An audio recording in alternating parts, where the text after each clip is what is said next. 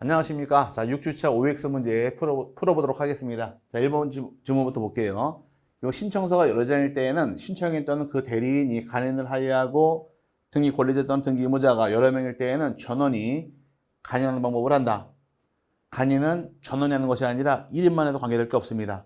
틀린 말인데 전원이 할 것이 아니라 여러 명 중 1인이 간인해도 무방합니다. 이 말 뜻은 이 집에 대해서 갑이라는 자가 A, B에게 팔았어요.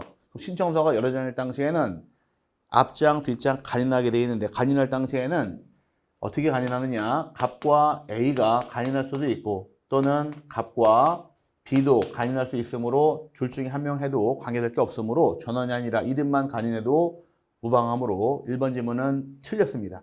틀렸고요.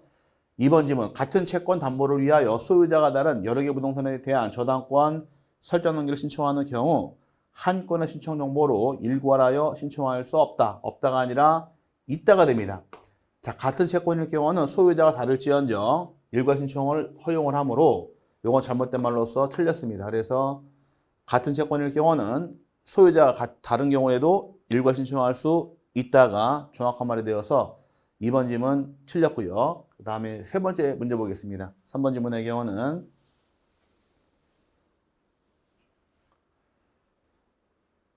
신청인이 법인의 경우에 대표자의 성명, 주소만 제공하고 주민등록번호는 제공하지 않는다. 맞습니다. 대표자의 경우는 등기 권리자가 아니어서 대표자 신청인 자격이니까 성명하고 주소만 제공하게 되어 있고 주민번호는 제공하지 않습니다. 맞는 말이에요. 반면에 법인의 경우는 법인의 명칭, 법인의 사무소 소재지, 그 다음에 법인의 등록번호 다 적게 되어 있지만 문제는 대표자의 경우 성명 주소만 기재할 뿐 주민번호 제공할 필요가 없으니까 옳은 말입니다. 그 다음에 네 번째, 등기표정보는 공동신청 또는 승소한 등기 의무자의 단독신청에 의하여 권리관한 등기를 신청하는 경우로 한정한다.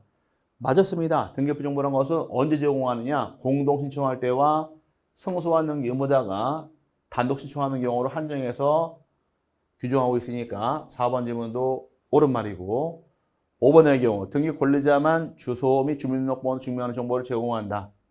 다만 소유권 이전 등기를 신청하는 경우에는 등기 의무자의 주소 증명 정보도 제공해야 한다. 5번 질문도 맞습니다. 자, 주소 증명 정보의 경우 원칙은 등기 권리자만 제공하는 것이 원칙이에요. 근데 문제는 예외적으로 다만 소유권 이전 등기 신청할 때에는 등기 권리자 거하고 등기 의무자 거를 둘 다 내는 것이 예외 규정이 되어서 맞는 말입니다. 권리자의 경우에 주소, 주민등록번 증명정보 제공하게 되어 있고 다만 소유권 이전 등기의 경우는 권리자와 의무자 둘 다 내게 되어 있으니까 등기 의무자 주소 증명 정보도 제공해야 한다 해서 정확하게 맞고요.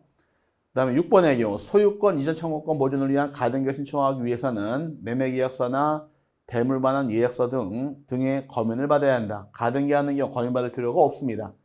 검인은 계약을 원인으로 소유권 이전 등기할 때 검인받게 되어 있는 거지 가등기 대상이 아닙니다. 그럼 가등기 때 받을 필요가 없고 본등기 때 검인받게 되어 있으니까 6번 질문은 틀렸습니다. 그 다음에 또 7번부터 또 보겠습니다. 올린 다음에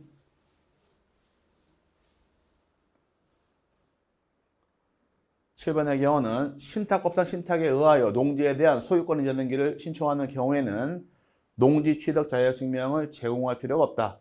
틀렸죠? 신탁은 소유권이 넘어가는 것이니까 신탁 목적에 관계없이 무조건 농지일 경우는 농지 취득 자격증명을 제공을 해야 됩니다. 신탁은 소유권 넘기는 거, 맡기는 게 아니라 넘기는 거니까 수탁자가 제공을 해야지만 등기할 수 있으므로 7번 질문은 틀렸습니다.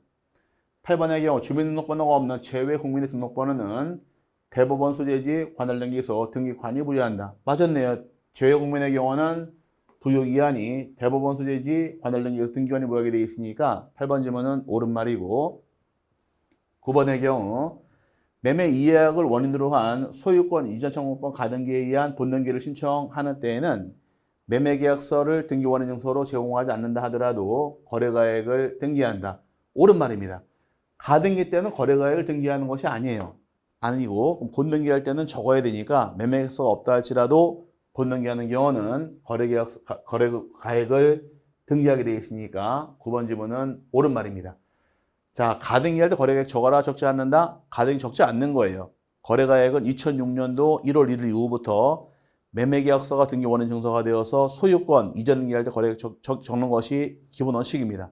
그럼 가등기는 소유권 넘어가는 것이 아니니까 적을 필요가 없고 본등기 때는 매매계약서가 없다 할지라도 무조건 적게 되어 있으니까 9번은 옳은 말이 되고요.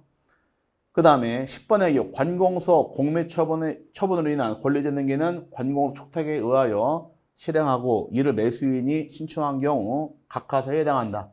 맞았습니다. 공매나 경매 같은 경우는 시작이 촉탁, 끝날 때가 촉탁이에요. 그럼 공매 처분이 된 경우에 매수인 명의의 소유권 이전 등기는 촉탁을 통해 실행하게 되어 있고 매수인이 신청하게 되면 등기는 각할당합니다. 그래서 법조문상에서 관공서 법원이 촉탁할 등기를 신청하는 경우에 각하게 되어 있으니까 공매는 촉탁을 통해 실행할 등기인 거지 신청할 게 아니어서 10번 지문도 옳은 말이 됩니다. 여기까지가 이제 6회차, 6주차 강의 내용 중에서 중요한 거 몇 개 뽑아왔는데 이거 이외에도 볼 게 많죠. 이 볼 것들은 문제집상에서 잘 파악하시면 실력 좋아질 테니까 잘 공부해서 익혀놓으시길 바랍니다. 고생하셨고요. 다음 시간에 뵙겠습니다. 감사합니다.